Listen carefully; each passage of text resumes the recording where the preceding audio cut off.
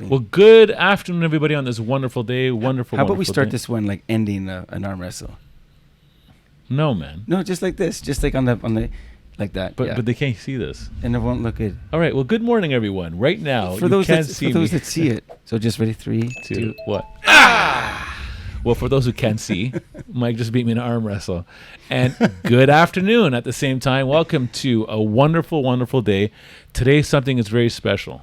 Yeah, we're sitting in the 6. We're sitting in the 6, and we have with us today Rico King. Mike, who is Rico? Rico King, RICO King, and that's his Instagram handle with an underscore in the middle. Yes. Is an actor, director, and what makes him really, really cool is he's an activist. He's also a documentary filmmaker. Straight from the U.S. Yeah, so he's a Maryland cat who lived in Houston and bounced around to the States.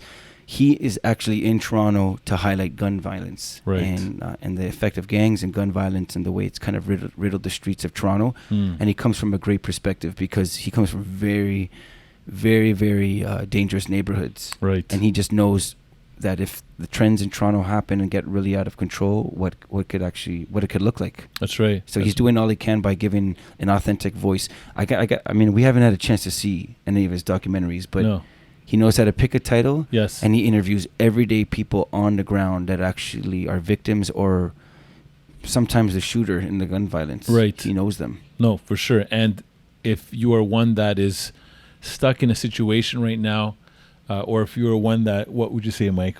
I say, look, if you're a human and you want to get an idea of like what's out there beyond just your mall, your safe suburban worlds, and your parking in your Starbucks. Yeah, I mean there is a real world out there with some people that have some real problems, and it's not their fault. They just happen to live in a certain area. And I just say that what's really cool about what Rico shared with us today is that it is all our problem. Yes. It's something that we can all actually help. It takes a village. That's right. It takes a community. A village. It does take a community. So okay. He has some great insight from that, and so practical. Well, let's dive in, man. Okay, next. Sounds good. I'm standing in the 6. Straight out of the T-Dot. That's what it is. Live from the 6 boroughs.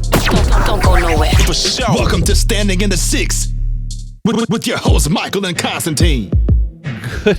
It's not good morning anymore. Well, good afternoon, everyone. Good afternoon on this wonderful day today. We actually shot this morning as well. All right. We got in the house today, Rico King. Yeah. And who is Rico? Mike, who is Rico? Rico is an actor, producer, specifically right now a documentary filmmaker. Yes. So, I mean, I think you're just getting started there, which sounds pretty cool. He's also an entrepreneur, and he is one of our good brothers just south of us from the States who's found his way into the 6, into Toronto. And we can't wait to kind of dive into what your world is. Yeah, man. Thanks for coming down, man. Right, thank you for having me. Yeah, I guess you came through Ron Chinzer, who's a good friend. Yes, good buddy. So you were born in the U.S. Yes, in Houston, Texas. Houston, Texas. Yeah. Okay. Are you a Houston Rockets fan? No. So this is it's a long story, man. Basically, I was a San Antonio Spurs fan. Okay. And then since '98. Yeah. Okay. Like I think my dad bought me like a PS1, and Tim Duncan was on the cover. Yes. Oh, yeah. And then I was a Spurs fan the whole time, and then I remember my girl bought me tickets to go watch the playoffs. Okay. Against OKC every game. So I was driving from Houston, Texas to back and forth, going back to San Antonio. Yeah. You know, the home games at least. Okay. And then came out this guy. Like I'm like, who's this guy out the bench that's killing us right now? Yes. Yeah. And it was James Harden. Right. Yes. Like he wasn't known back then, but right. He was draining threes. The announcers kept talking about he plays like Ginobili. It's getting on my nerve. Yeah. And then my homeboy wasn't a Spurs fan because nobody's a Spurs fan. Right. Nobody is. Right. So he kept like mocking me in the stands and stuff like that. And from that day, I just really didn't like James Harden. It's always the case, man. You Right. hate those that just can't stop. Yeah. So when he came to the Rockets, I was like, yo. Nice. I hope they lose against the GSW 2 years ago when they won the conference finals. Yeah. Nice. Yeah. So you grew up there, and when did you how did you end up in Toronto? So my wife's Canadian. Okay. Yeah. Okay. So that has a big part to do with it, but mostly like I do like I have to start off with like how I started acting and everything. Right. I was an actor first. Okay. I was going to school before. Let me tell you like this: like, Yeah. when I was younger, I used to be a real juvenile delinquent. Okay. Right. Okay. Right. So I remember when I was like 22, 23 years old, I got like straight Fs. Okay. And I got like 2 kids and stuff like that. And I looked at the look on my mom's face and I was like, man, I got to do better. Right. You know what I'm saying? I felt real bad for her. And then I went back to college for business. And then I took like 4 classes. I was studying hard every day. I had a full-time job. And I saw a flyer on my campus to audition for a play. And I was like, whatever, I'm trying to be good, right? Yeah. I might as well be busy. What age would you be right now when you're 23 years old. I was still 22. Okay. Still 22. This is the first semester. Yeah, yeah. Right. So I look at this play audition. I'm like, man, let me just see what's good with this. I went to audition. I remember I was really nervous the first day I was there. You know, you see all these preppy kids and stuff like that. You're like, damn, I can barely even speak straight. You know, proper English. How did that guy part his hair like that? You know what I mean? right. And they were like, auditioning, and then I ended up making a play. Okay. Nice. You know, and then I came to practice rehearsals. We practiced hard. I had 3 characters I was playing in the play. It's called Leaving Iowa. Okay. And then we went to Countryside, Texas, a town in Center, Texas, and we had a festival. And festival came out, and people were competing. We had different stage plays. One of our play was one of the plays, and then I ended up winning an award for acting. Okay. And I couldn't believe it. You know, I was one of like 5 people that won an award out of like 1,000 kids. You know, Right. So I was like, oh, maybe I could do acting. You know, I went back to Houston, Texas, but in Houston we don't have a big scene out there for acting.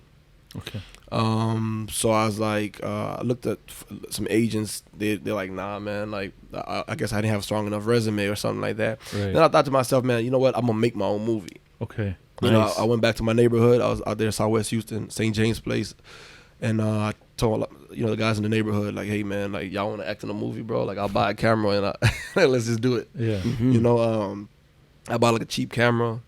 We started shooting outside the neighborhood. What happens every day in the neighborhood. Right. And then next thing you know, like we make a DVD, and then we just I met up with these guys that sell DVD, their own CDs. You know, in Houston it's big to sell like your CDs out the trunk, especially back then. It's like 2012. Yep. CDs were still big. And 2 of those guys were That's how Master P made his empire. right. Lil Flip, Slim Yeah. Thug. Yeah. A lot of people make a lot of money selling CDs and DVDs. Yeah. So my homeboy told me, hey, man, why don't we just make some DVDs and try to like push them a little bit? Yeah. And I'm like, all right, cool. And then we did that. I remember I was walking down the mall, and then Trey the Truth, y'all know Trey the Truth, his manager was like, hey, you the guy, the G-Code guy. And I'm like, whoa. And then I was like, and he's like, yeah. And I was like, man, when y'all making another movie? So the name of the movie was G-Code. G-Code, Okay. Laugh Not Cry Later. Okay. Yeah, but we called it like G-Code the series. Okay. Yeah, so that episode was Laugh Not Cry Later. Yeah. And then he was like, when y'all making a new one? I said, I just put to be continued just to Yeah. put it there. You know? Yeah. And I was like, okay, maybe we should do a little something, man. Yeah. And then we shot we sold like about 3,000 DVDs. You Whoa. know? Yeah, like Wow. a short span. Okay. We had a store, we was selling out the stores and stuff like that, or selling out the block parties and stuff. And then the next movie was coming out. We started shooting another movie. I got more serious with it. I took a class.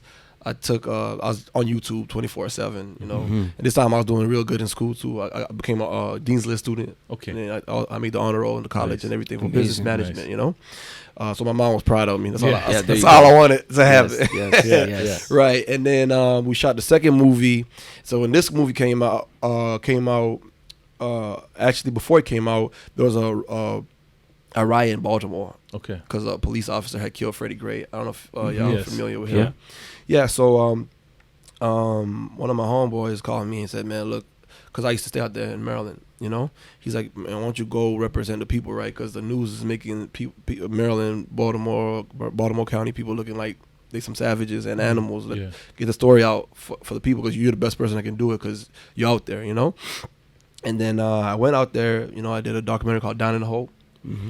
Right, and then that documentary ended up winning 2 awards in a Mount Vernon Film Festival out there in New York. Okay. Yeah, and then we released G-Code, Tales of King City, and we went crazy on the sales on that one. We sold 2,000 in 1 week, You know, Wow. all right, and then the stores all wanted it. Southside Smoke Shop, like everybody in the whole H was wanting it, you know. And people in San Antonio was calling me, Austin was calling me. I was like, wow. And then we did a whole DVD tour from Houston to New York. Seriously? Yeah, selling Holy DVDs out the smokes. trunk. Wow. Yeah, and we sold so many copies. Everybody showed us love. People were buying 10 copies. I had somebody buy 75 copies. Wow. You know, full price, just Yeah. to support. You know. Yeah. Yeah, and then I was like, okay, like this is maybe filmmaking's my thing. Yeah. Yeah. And then that's when I started my company, Black King Entertainment. Okay. And then we do music, movies, and stuff like that. I signed a little deal, but I like to be independent because I can control my content and Yes. how everything's working.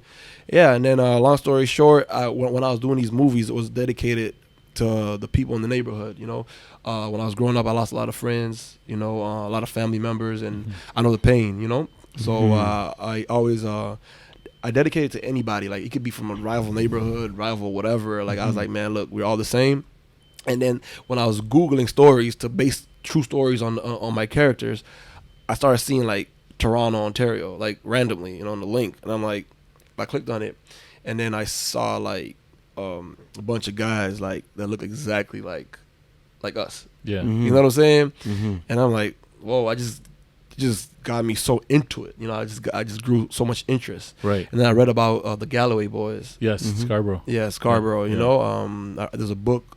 I forgot what the book is called, but a bad seed. Okay. Bad seed. Yeah. And I read that book, and I'm like, man, I gotta shoot in Toronto. Mm-hmm. So you're doing. know? This is Did all you- coming from while you're in Texas. Did you Yeah, all from Texas. Yeah. Wow. Wow. Did you ever come across The Real Toronto, that DVD? Yeah, I watched that, Okay. The Real Toronto too. So I seen all this stuff, and I'm like, wow, it'd be cool to represent the people from out there. To show what's going on out there, because I was shooting Tears in the Bayou. That's the documentary that got real. I love hot. the names, man. Down in the hole, Tears in the Bayou. It's Yeah. amazing names. Yeah, it takes a long time to come up with. Yeah, Yeah. Down in the hole. I gotta see that. Yeah. Yeah, you gotta see it. It's, Yeah. it's pretty cool. And we shot it like real time. Like, it was a riot going on. Yeah. It was a curfew. We had to be home at 9:00.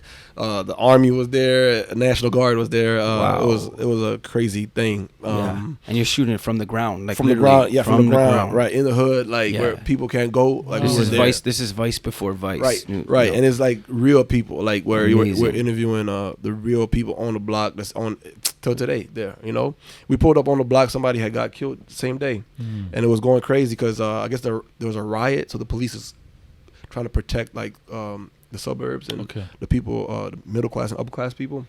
So the hood people took advantage and was settling scores like that. Right. So it was shootings everywhere. Yeah. Like people were walking down the street with AKs and This is what I know of Houston. I was telling you, I had a Yeah. buddy in high school. He got transferred to my school. I was 15. He was a really good friend of mine for the whole year.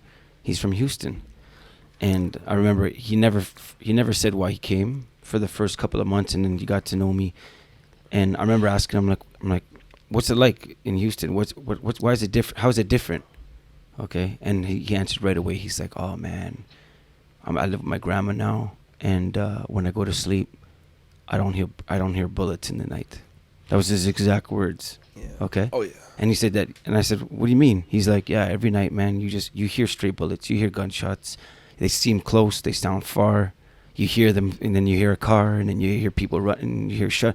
He goes, man, I don't miss that at all. Oh yeah. Nah. And then I found out that there was a gang in Houston that was trying to kill him. Oh wow. So that's why his family sent him to live with his grandma Damn. up in Toronto. Oh, for real. That's how, and that was wow. that was 94.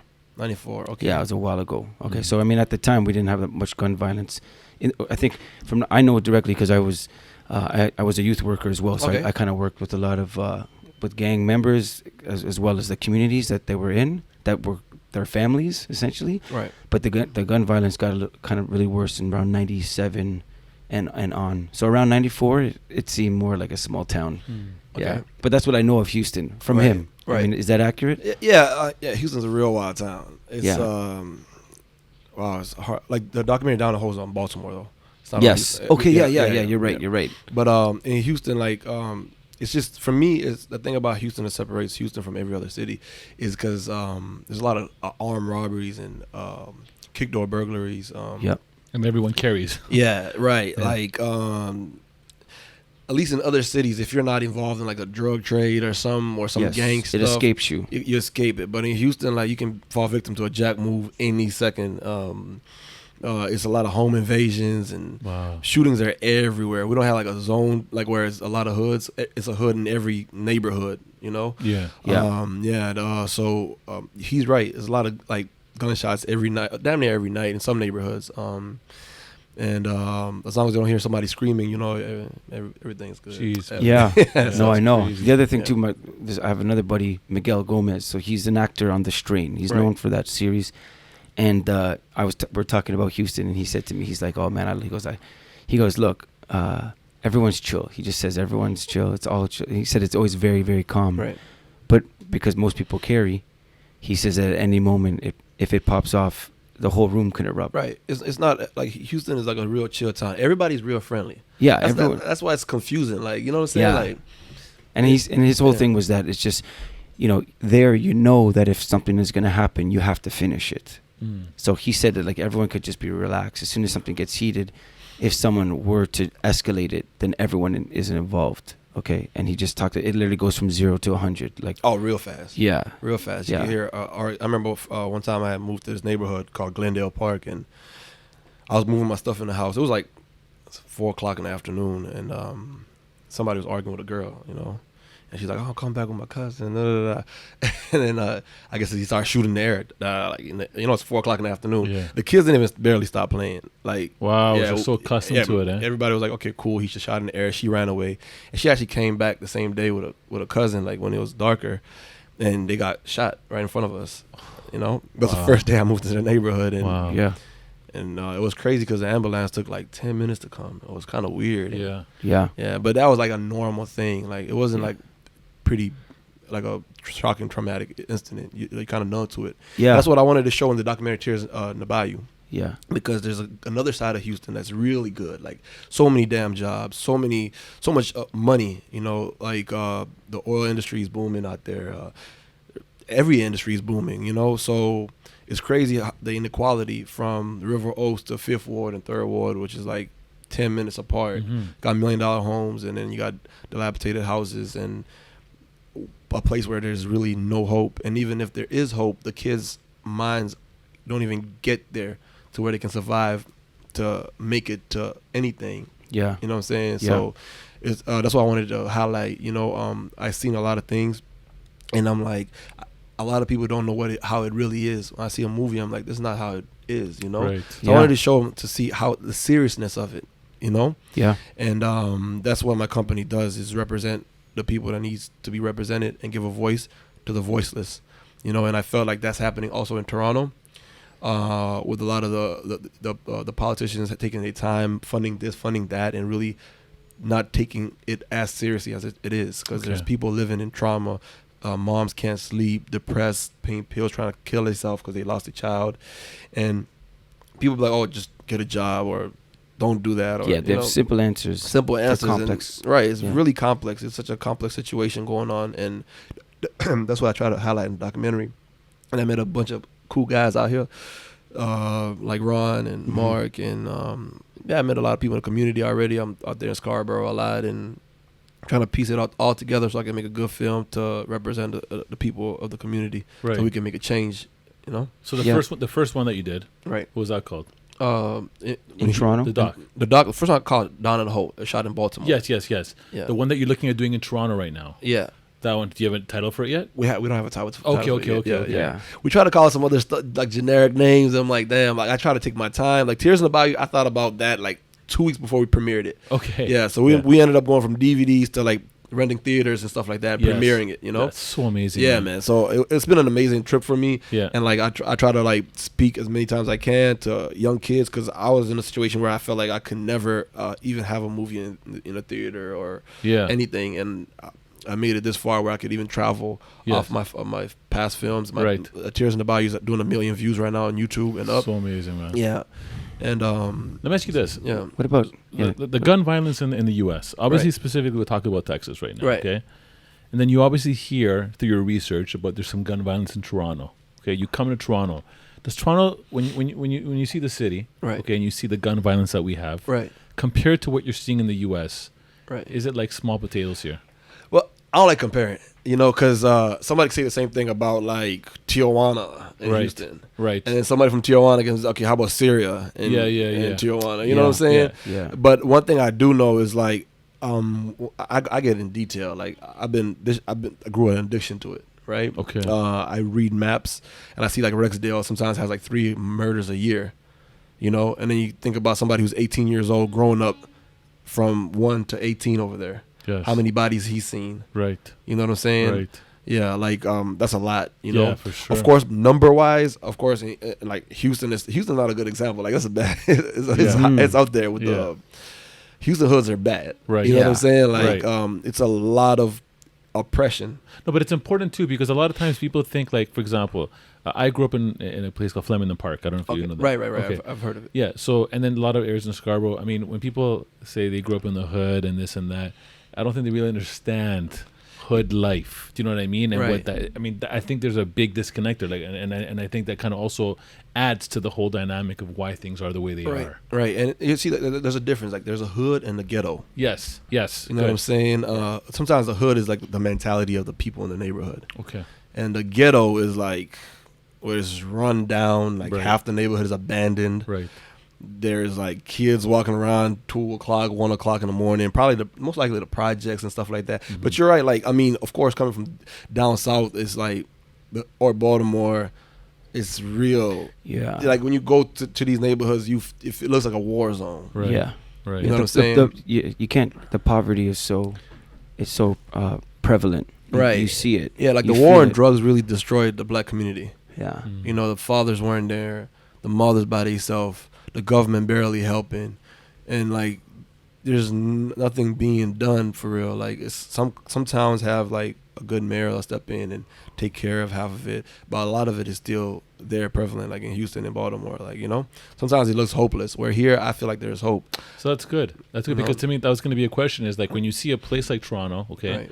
and you're going to try to fix a problem, right? Right. I mean, it'd be like trying to putting a Band-Aid on a small hole opposed to Right. putting a Band-Aid on a gaping hole. When Right. when you see that, do you find that you can use more tactics to kind of address the situation? Yes, because 100%. I feel like it's first of all in Canada, it's everybody problem. You know what I'm saying? Like Yeah. everybody's chiming in on it. Like, hey man, we need to stop this. Da, da, da. Right. Everybody cares. That's the number one part. Like Okay. in my opinion, when I see it from the politicians, even the mayor meeting up with the prime minister, Mm-hmm. and it's hasn't even been over 100 murders, Mm-hmm. is a really good sign. So my whole goal is to show what really is going on from the people, and then maybe present it to them so they can take care of it before it gets out of hand. Right. Where y'all have like 300 murders, and it's like, oh yeah, at least we had 300 murders, not 500. Right. Yes. You know what I'm Yes, saying? yes. Because Exactly. in Houston it got up to like 890 or something like that back in the day. you One know? one pigeon on the balcony is a pigeon on the balcony. Right. You don't want it. Right. You don't want it, right? We don't Yeah. want it to get to where it's nasty, Out of man. control. Where it's Yeah. out of Yes. control. You're losing a lot of potential out here in these streets, man. Every day. I used to do some work in Camden, New Jersey. You know Camden? Yeah. Oh yeah, for sure. I've been there. Okay, so much time. not a safe place, you know. And I remember like the one thing that when you're in these places, there's no hope.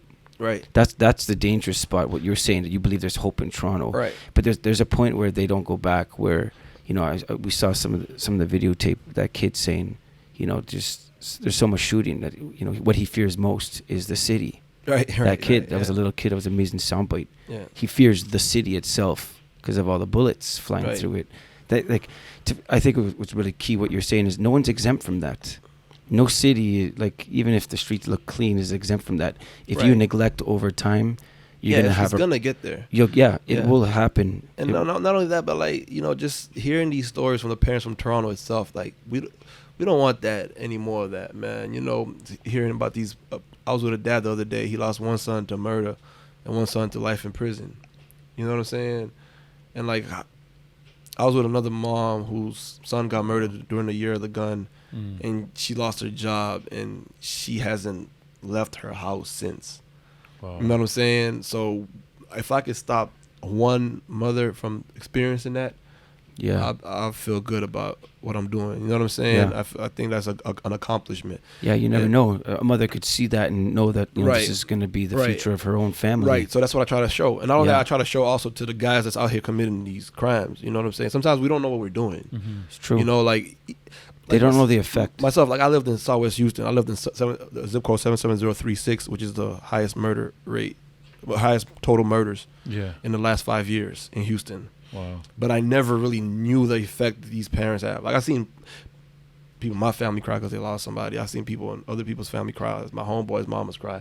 But I never knew what they go like after the funeral. We all go back to our lives, right? Right. Yeah. And then us men, we don't like to talk about our feelings or nothing Right. like that. Right. So nobody really talks. And then to interview these parents, and they're telling me that their anxiety attacks, how they can't sleep, how they still cry 5 years later every night. You know, I'm like, wow.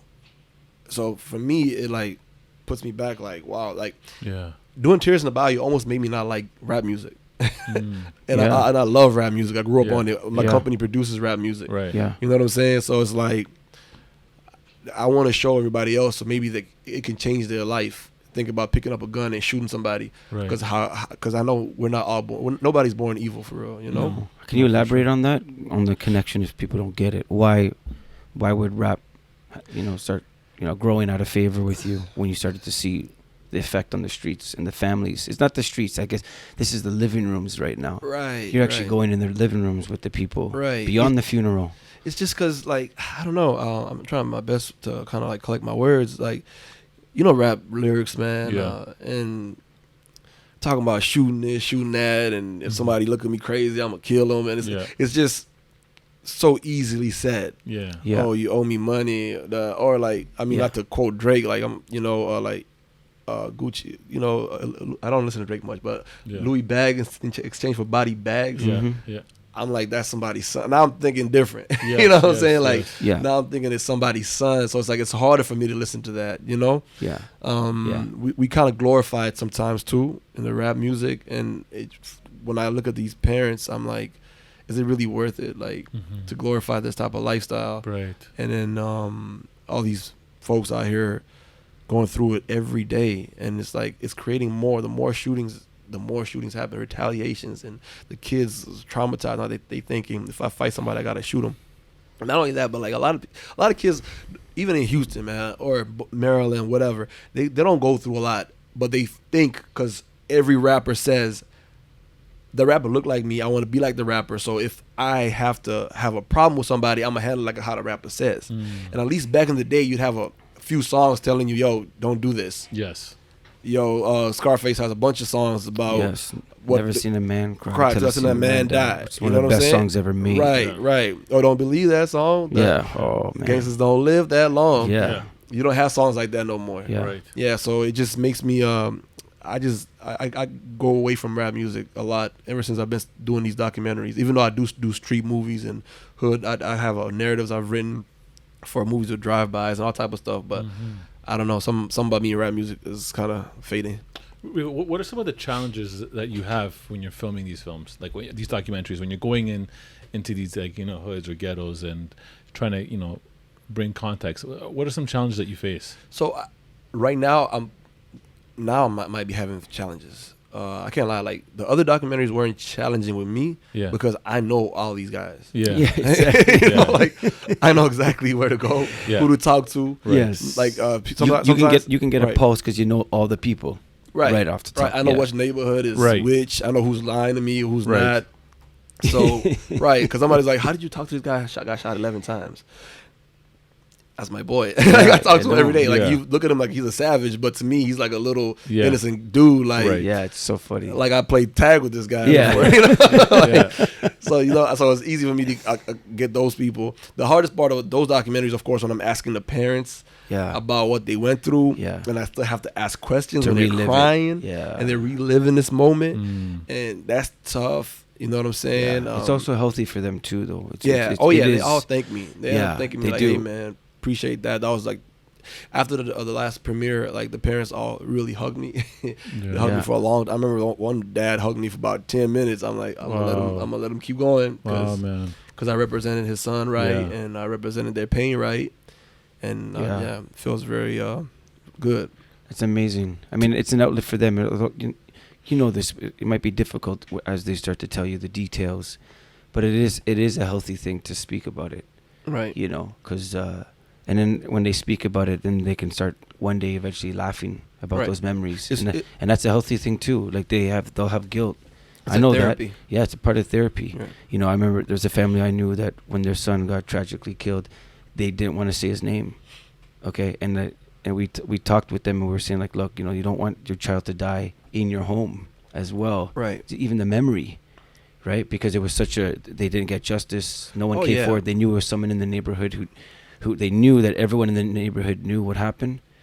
But then as they started to talk, then eventually they would tell stories. Oh, remember when he did this and when he was 7? And that's healthy to be able to reminisce, good and bad. So, and I always heard that, you know, whenever there's tragedy, there's always like, I heard a lady say this once, tragedy, when you have tragic loss, there's always like a pool of sadness that's so close to you that at any moment you could be like literally at a sporting event and you think about that person and that pool of sadness, you slip right into it and you can start weeping there. Oh yeah. Okay. Yeah, like myself, I lost a lot of friends, Yeah. lot of friends, and I could be happy every day, and one day I just feel down. Yeah.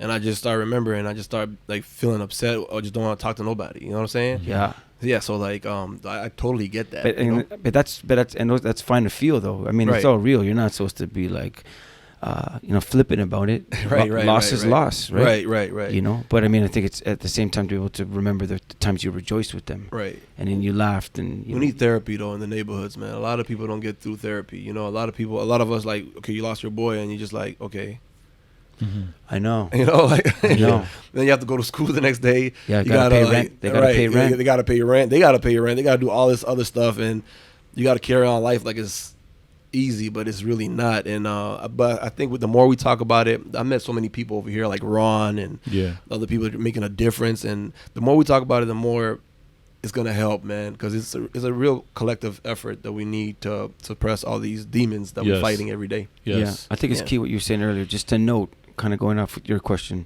Constantine, is that it is a problem.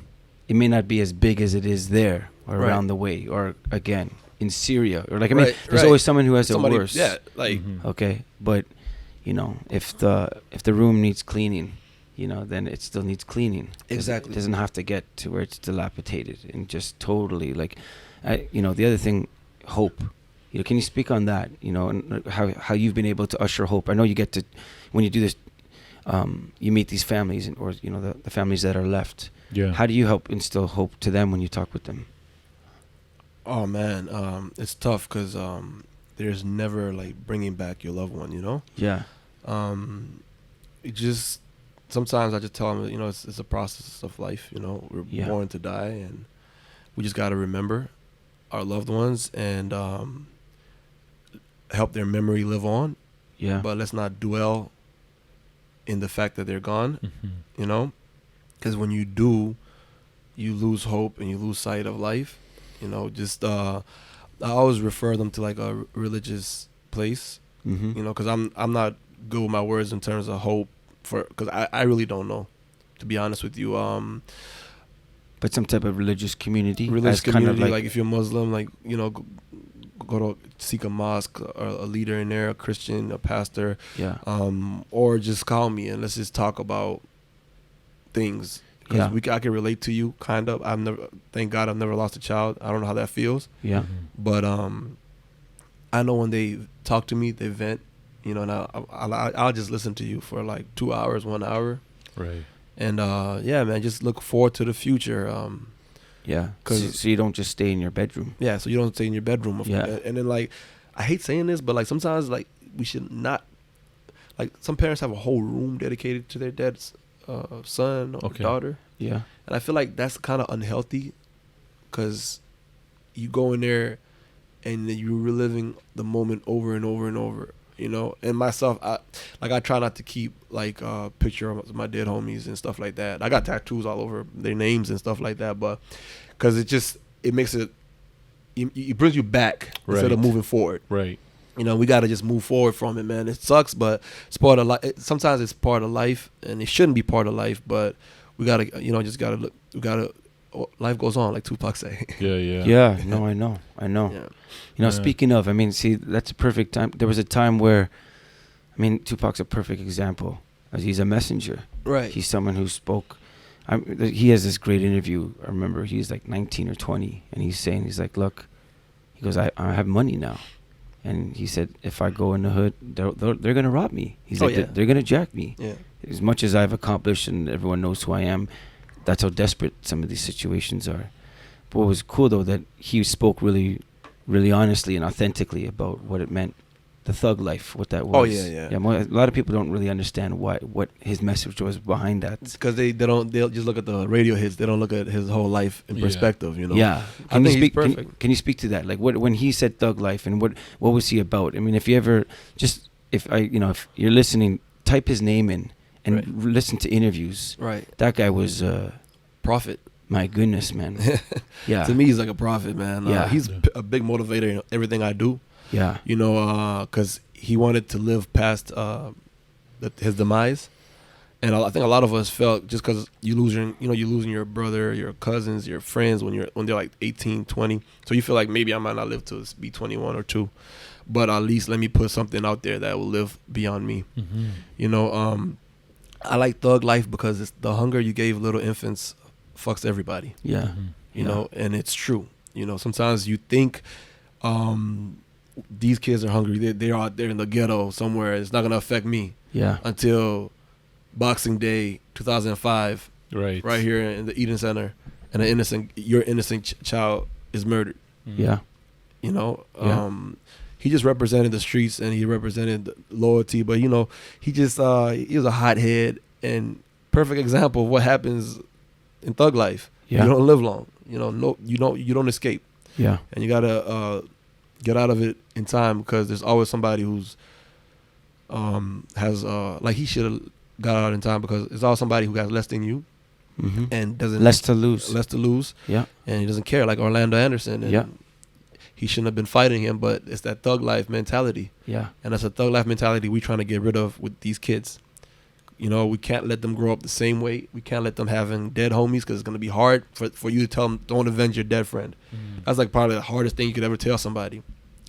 So, and you don't want them to look over their shoulders every 5 minutes because they're so used to people shooting stuff up, you know? Yeah. And so we're trying to end the thug life mentality with the kids and kind of like make it poetical, man. Just do it in movies, do it in like poetry or something like that, but like let it be gone with our generation. Like at least not my, well the kids are already on it, but like maybe let the 21-year-olds right now, maybe it should be like the last stage. We should get them young. You can fix kids, but you can't fix grown men. Mm-hmm. Yeah. Yeah. So it's tough. Yeah, that's what I try to do with the films. That's my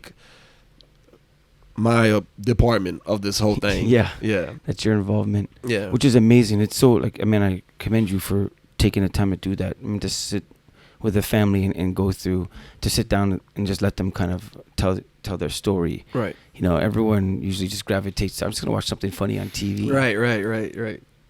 You know, I mean, that's the easiest way just to kind of escape, move forward, whatever. And I have a bunch of scripts for like other things. I just feel like to start off with, let me just do these films, show what's going on before I move to something else. Let me represent the people.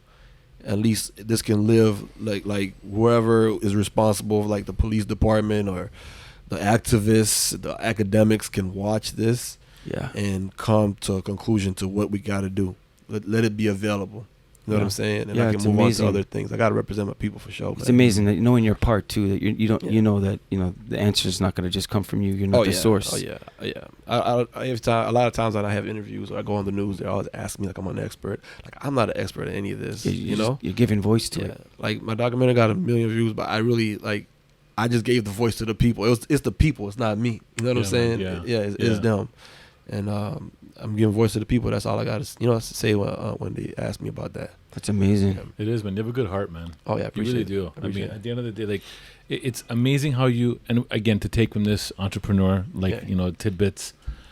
You carved your own path, right? You said, you know what, I'm going to create my own way. Right. You know what I mean? Right. And to me, that's motivational, man. That's inspiring for people to hear that. If you're someone that's trying to go through something, you're getting roadblocks. You know what? Maybe create do your own myself, path. yeah, You know what I mean? like- Create your own path. I used to go to agencies. They look at me crazy. I had a tall tee on before I was wearing my little suits or whatever. Yeah. And they looked at me like, okay, listen, you're not going nowhere with this stuff. I've showed somebody a treatment, and he told me, man, this hood shit is not going anywhere. Yeah. And the same guy pulled me over in traffic, honking at me down there in Texas. He's like, man, hey man, look, can you help me shoot this movie? You know what I'm saying? Yeah. And I just told myself, man, I'm just, I can't see a road, I gotta just create my own. And we've been fighting since a young age, man. To you gotta work twice as hard to get half. What would you call those kind of Wow. people? People that basically say it can't happen. Would you call them a hater, or would you call them someone that just doesn't believe in themselves?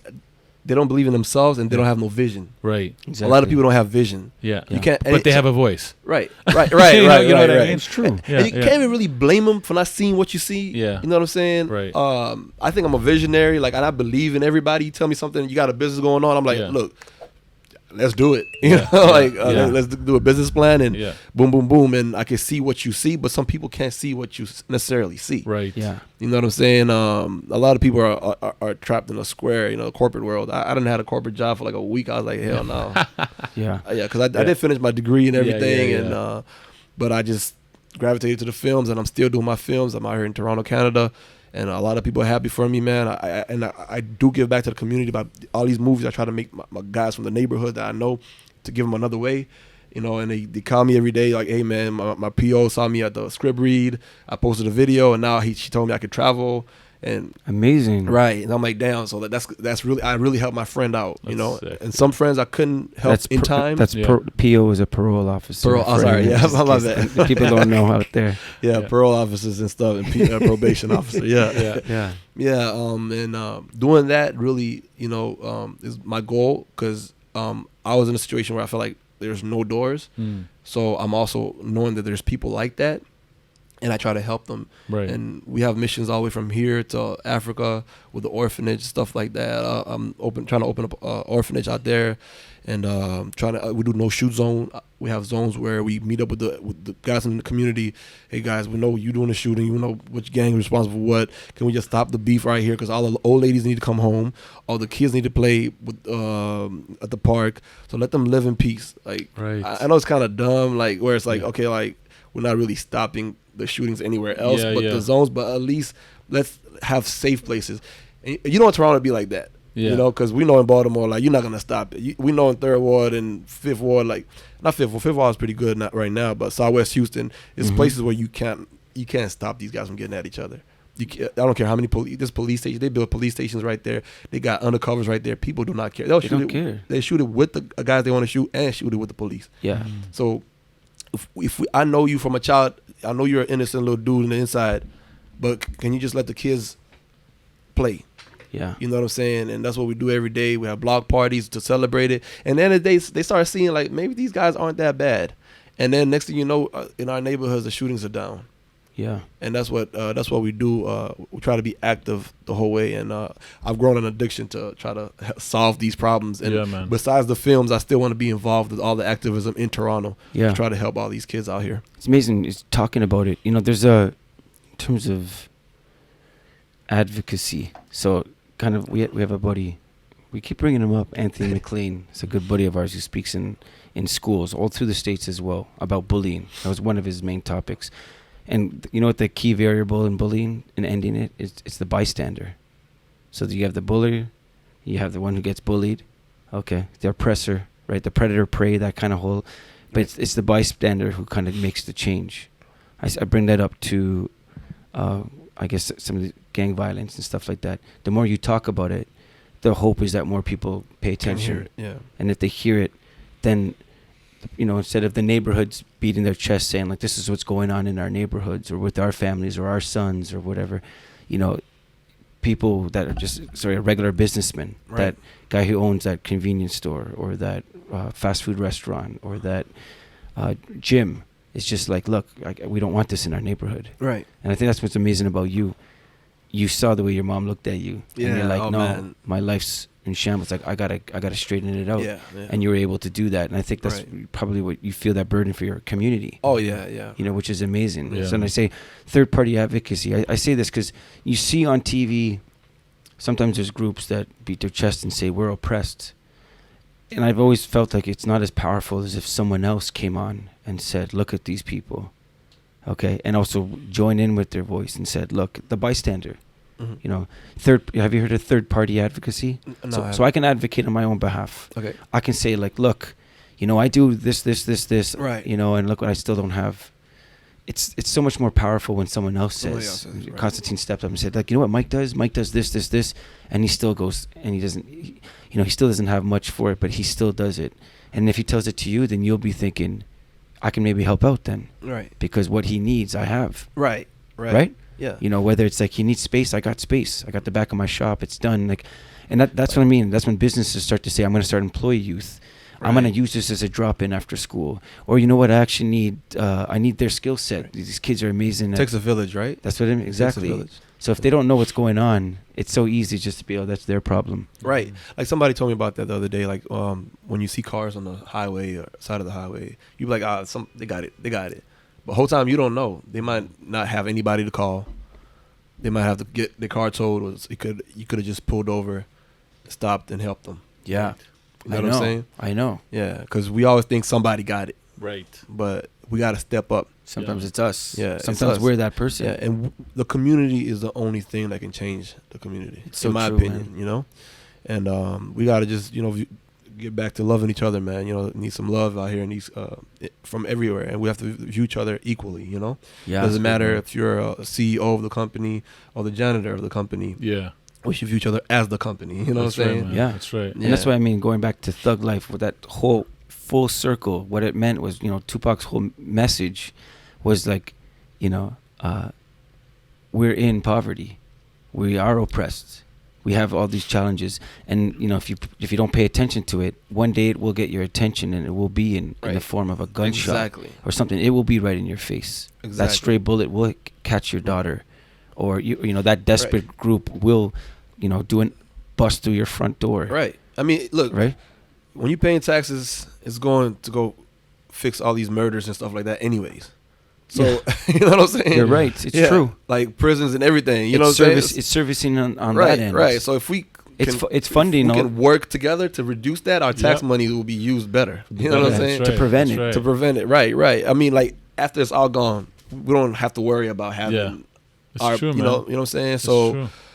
it affects us regardless if you want it or not, man. And that's why we gotta just come together, man. You know. And Oh man, I've been thinking about this of late because this show that I was doing, we filmed in Kingston Penitentiary. okay, wow. It was like the worst prison in Canada. Right. It's been closed, I think, for about 6 years, and just being in there, you're just like, wow. It's a huge operation. There's a lot of money that went into it. Right. You know, and when I was there, I was thinking, okay, it closed and they moved all the inmates. I'm like, but what if they didn't need this? Like, what if, like, I know it seems radical, but what if the community was so strong and we caught it before and there was other means? So it's not just like, and we never got to that point where they're beyond repair, or they're hopeless, and exactly. Right? What, like, think of where that somebody told me, I think every time somebody's murdered, it costs the city about $2 million. Wow. Yeah, there has to be a dollar figure on it. Yeah, because I mean, like, for the life of the ambulance, the nurses, the doctors, the surgeons, the investigations, the morgue, all that stuff is just costs. Wow. Yeah. We could save it. Paperwork, everything. Right. Hours that and alone. hours. Yeah. Investigators probably using a whole year just to try to solve this and not even solve it. Right. Yeah, the prison system. Prison systems and then not only that, but like the kids that seen the murders. Now they're traumatized. Now they can't even be productive society members of society. No, I know. You know what I'm saying? The impact of this is insurmountable. You can't even count it. Yeah, It's true. So that's why we gotta like work together. It's a real serious situation, man, and we gotta just make a difference on it. What's amazing, again, just like if other people stand up, it makes all the difference. Man. Right. It makes all the difference. I'll never forget, there's a good buddy of mine, Sean James. So Sean James is the executive director now of Urban Promise. I want to link you up with him, okay? When he was first starting off, we were going into the different government housing neighborhoods trying to work with the kids. Sean, for a year and a half, I think, was trying to raise the money to pay his salary. So he literally, I think, just like slowly lived off nothing. Right. Okay. And the longer he went in, the more he couldn't leave the neighborhoods. He couldn't. Right. He knows these mothers, these daughters, all these faces, and he's like, look, I can't. Like, I remember him getting to a point that he goes, I don't have money. He doesn't have any more money, but he couldn't. He had to wake up, and he still had to go, and he still had to see them after school and do things and make sure that they were taken care of. And I'll never forget it. We had this kind of. It was at a church, and they had this big kind of like, it wasn't even, I don't even think it was even intended to be a fundraiser. It was like a celebratory kind of thing, talent show and everything. Right. And a gentleman stood up and said, this is Sean James. Sean, and he breaks it down. He's a Scarborough kid. He's a Malvern kid. He was in a gang before, but this is who he is now. He's in his young 20s, and this is what he's done for the last 18 months of his life. And he went in and talked about everything that Sean did. He advocated on behalf of Sean. Right. A gentleman in that crowd donated, I think, 3 to 4 years of his salary for the next 3-4 years of his life. Wow. One guy said, I'm going to give these tens of thousands of dollars every year so that he could continue to do what he's doing. Wow. You get what I'm saying? Like, what was the difference there? Sean didn't do anything different. Okay. The only difference is someone who had the means heard, and he heard it from a third party. I say that because if Sean went up and said, this is what I'm doing. Right. Right. And I say that for you too, that just that, like, you're doing some amazing work going in there. Right. And you're meeting all these people that are doing it and spotlighting them. I think that the next kind of amazing thing that can happen is when other people start to take notice of it. Right. And they start to speak on your guys' behalf. Right. You know, and they start to say, like, look, you know what I can do? Again, I can hire people. Right. I can hire these kids at 14 and teach them job skills and managing their money. That'd be amazing. You know what I mean? Like, yeah. And then the village starts to really happen. Mm-hmm. It starts to really become a village problem. So they're part of the solution. Right. You know. Yeah, that'd be amazing, man. Yeah, man. That's why we do stuff like this, like podcasts and stuff. Yeah, like man. That. Yeah. Just talk about it. Rico, I gotta say, bro, I'm very, very proud of what you're doing, man. It's amazing. It what makes it even extra special sauce on this is that you're coming out of the U.S. into Canada and doing this. You know what I mean? Which is very unique. Very unique, very man. unique voice. And to me, it's you're bringing some major value there, value. Thank And you. I'm really looking forward to what you're putting out. And I also, I want to extend that. Insecurity, we're always looking to, create safe zones and do all sorts of things. If there's anything that we can all do to help, man, open up, provide connections, anything at all, man, we're down. That'd be amazing, man. That'd be amazing. I think what's unique about your perspective is that it's all relative. So your voice is very credible. Right. If you say that, because you know bad. Right. Yeah, exactly. You know pretty bad. Oh, yeah. And you know the guys, you know them personally. Right. Yeah, man. Right? Exactly. You can find them to talk about.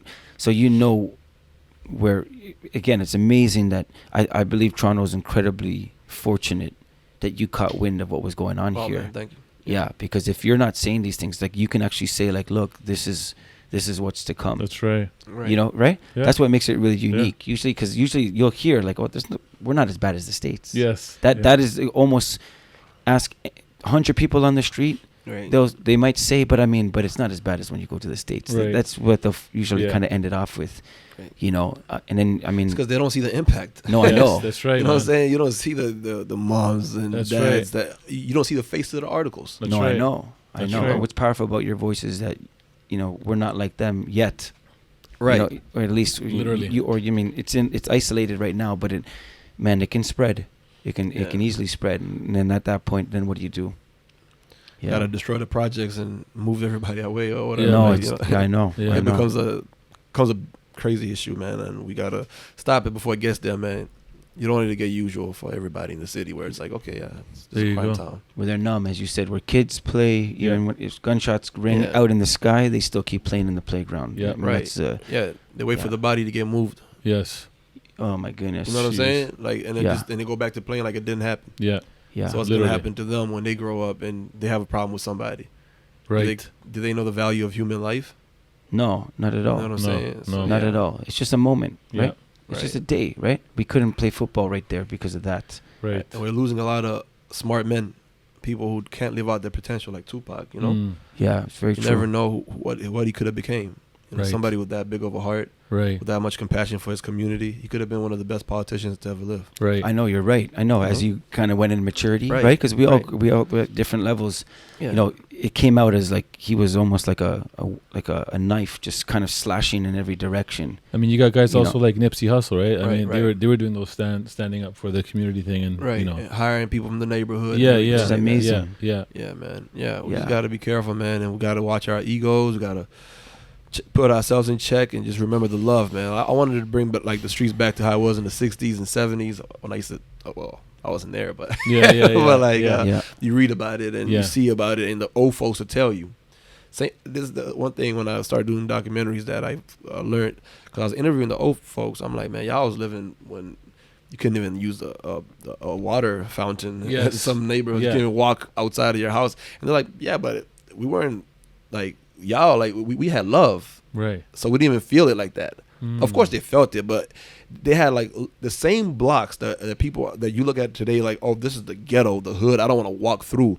They were happy to have, and they worked hard to buy those houses. That's another generation came that didn't, well, oppression and Yeah. the war on drugs, and that we don't care about these houses. But once upon a time, this low class neighborhood was a middle class neighborhood Yeah. filled with love. Yeah. Okay.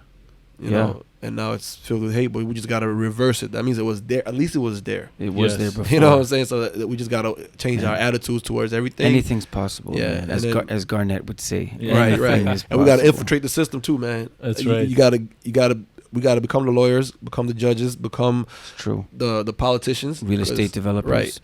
I tell people all the time, like in Houston, sometimes, oh, they don't care about black people. I'm like, bro, if you became the mayor, do you know what to do with the Native American population? You don't even know there's Native Americans in Houston. do you? Exactly. You know what I'm saying? Yeah. Yeah. And there are here. That's a and great they actually point. have like a really high incarceration rate Yes. and crime rate. Yes. But you didn't think that, right? So why do you expect somebody who's never been to your neighborhood To understand to it. understand it? He got both parents. His parents had both parents. Everybody in their families Yeah. went to Ivy League school. Right. Why do you expect him to understand what's going on in your neighborhood? Yeah. Yeah, exactly. You understand it, so you become that person. Exactly. Yeah. That's true, Yeah. man. You have the potential and power to solve it Right. Mm. because you know it, right? Mm. Right. I know it's so true, man. So Yeah. true. Crazy. Wow. Well, look, That's man, powerful, I man. mean, That's it powerful. is. It is. And I think people listening to this, man, I think it's going to truly empower people. Do you know Yeah. what I mean? To acknowledge that there's a problem. What could I do to help? Do you know what I mean? I say it's in the simplest way, man. You hear people talk about like, oh, this street light. Look at this street light. You know, Right. it's too quick, and cars here make too. There's in the most little way you can change something so that 100%. kids are safe when they cross after school. Yep. Or they should have speed bumps here in the school zone, or like people, or these garbage cans aren't big enough. They don't get changed. Like Right. there's just everyone sees and they talk about it, but it just kind of Too busy with our own lives sometimes, right? Yeah. Yeah. And like I tell people a lot of times, like when you see a kid looking all mean and stuff on the street, man, talk to him. Talk with Give him. him a compliment. You Yeah. never know. I That d- one compliment it's so true, true, man. can become like the thing that Yeah. makes him a big person. Yeah, in life. exactly. You know what I'm saying? It's so funny you say that. I mean, it's a form of postulating when someone. It's true. It's so funny, man, because We see it all the time. I remember seeing this kid. It's funny you said that. I saw this kid, and he was purposely trying to just intimidate people. He wasn't in his neighborhood. He was just downtown Toronto, and he was walking around with his sunglasses on, like Right. I am right now. Okay, and he was purposely trying to intimidate people. And I went up to him, and I'm like, man, yo, those are nice shoes, man. That's what I said to him. And he went like this, and he looked at me, and he's like, you a cop? That's his first question. Yeah. I said, no, I'm not a cop, man. And I said, those shoes are sweet with it. And then we just started talking. You know, lo and behold, he's just a guy that just, you know, he's from a bad neighborhood, and he wants out. He doesn't know what to do. And I remember we just talked. Oh wow! and Oh wow! You know what I mean? Just talking to him about his Wow. shoes, and Right. I talked to him about God. That's what it was. And I just said, hey, look, you know, I cannot always be there. There's no, you know, but there's always someone you can talk to, you know. And I said, his name's G.O.D. You can talk to him at any moment, man. Yeah. That's what we talked about. And I remember he was like, he shook my hand, pulled me in. Never met this guy. Remember, you know, about 15 minutes prior, he was walking the street purposely making people go around him Right, because he right. was hoping someone would say something so he could do something because, Right, right? right, And that's right. the ticking time bomb. You just, Right, when it's, right. when you have that chaos inside, you want someone to Wow. set you off so you can let it out, Mm. right? And then again, just talk. That's all it is, man. You never know how far he is right now. You don't 'cause know. of you. Yeah, because you diffuse it in a safe way. Right. It's almost like in enveloping something, and you let that little bomb go off. All we versus all it- need is a little love, man. Sometimes, You man. know? It's so true. That's all we all need. Yeah. You know? Yeah. And the neighborhood is a lot of lack of love, a lot of lack of attention. When your dad's not there, your mama's too busy. These kids grow up with no love, and they don't know how to get it. It's You true. know? Yeah. Well, right now we're throwing out virtual hugs to everybody right Yeah, now. right, Everyone. Right. Yeah, And anybody hey. can holler at me anytime, man. Like, Yeah, man. I like to That's talk to people. Yeah, how do we find you, man? Instagram, Rico King _ RICOKING_ or Facebook is Rico King. Okay, awesome. Yeah. And we can find some updates on this upcoming Yeah, doc the coming soon. upcoming documentary. Add me on Facebook or www.blackkingt.org is my website. Okay. Y'all can check it out right there, and we'll be posting the updates as they happen. Hopefully, I can see y'all at the premiere. Yeah, man. Amazing. Keep us posted for sure. Yeah, hopefully, we can For make sure. a big impact and change what's going on, man. All Yeah, these man. shootings every day. You gotta stop. No matter if it's Toronto, Houston, LA, Chicago, Yeah. worldwide, man. You know. Yeah. No, for sure. Yeah, I think it starts with just talking about it, because you're hearing more and more every year. There's a reputation. It was isolated to certain neighborhoods, and now the reputation now follows, say like Caravana or some big things. It's just, and slowly the reputation is becoming a little poor, and people are like, well, that's just how it is. Right. And once they and that we that's don't the, want it to be like that. that's the That's danger. just what it is. That's Yeah. the danger. Yeah. No. That's the breaking point where you're like, no, we're gonna stop it now. And you invite people, say, look, it is safe. It is Right. fun. These are real people. Okay, Right. Yeah. Canada is a lovely country. It's free healthcare. No, for sure. I know. Not everybody has a gun here. You can get in Right. a road rage incident and Yeah. go home. Yeah, You know? exactly. No, I know. Exactly. Yeah, so we Yeah. got to take advantage of that system, and we got to show the kids what kind of lovely country they're in. Mm. Yeah. You know what I'm Powerful. saying? Powerful. Yeah. Well, Not- Rico, Yeah. What? I was just gonna say our road rage is not trigger finger; it's just the finger. Right, Isn't that a, isn't that a, Hey, isn't that a that's Drake lyric? That's some bars That's right bars there. right there. Okay, I thought it was a Drake lyric. Yeah, man. Well, Rico, thanks for coming down, man. Really Thank appreciate you, you. man. Thank you. It's been a Appreciate it. pleasure, bro. And Appreciate we're it, boss. looking forward to Amazing, watching your brother. stuff. Amazing. Already, man. All right, guys. Already. Make sure to drop by next week. And don't forget to subscribe. Let's go! It's time to give a shout out to our sponsors. This podcast is brought to you by Sentinel Security Plus. For all your premium security needs, visit SentinelSecurityPlus.com. And The Substance Group. For all your integrated marketing solutions, visit TheSubstanceGroup.com.